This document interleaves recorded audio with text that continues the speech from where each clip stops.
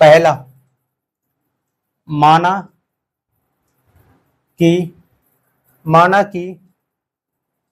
x बराबर 0.6 का a, इतना लिखोगे। क्वेश्चन जैसा दिया है आपने x मान लिया, अब आप लिखोगे x बराबर 0.66। इसका मतलब हुआ रिपीट हो रहा है नंबर, बार बार रिपीट हो रहा है, 6 6 डैश डैश डैश डैश। इसे आप मान लोगे फर्स्ट समीकरण। यहां तक क्लियर है। अब आप क्या करोगे, लिखोगे अगली बार x बराबर दशमलव के बाद जितने अंक होते हैं ना, देखो अब यहाँ पे 2.5 है, तो अब आप इसको फ्रैक्शन में कैसे लिखोगे, जब आप इस दशमलव को हटाओगे तो दशमलव के बाद कितने अंक है, एक अंक है, तो आप क्या करोगे, नीचे एक जीरो आ जाएगा, तो ये हो जाएगा 25/10। आया समझ में? मतलब कि आपको एक बार फिर से बता देता हूं, आपका यहाँ पे है 2.5, आपको इस दशमलव को रिमूव करना है, हटा देना है।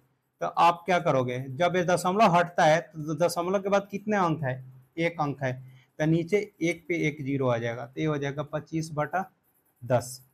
तो अब आप यहाँ पे यही काम करोगे, यहाँ पे दशमलव के बाद कितने अंक, अंक तो बहुत है लेकिन हम एक अंक लेंगे, तो यहाँ पे 6 को इधर लाओगे, तो ये हो जाएगा आपका 6.666, तो नीचे एक जीरो आ जाएगा। आया समझ में?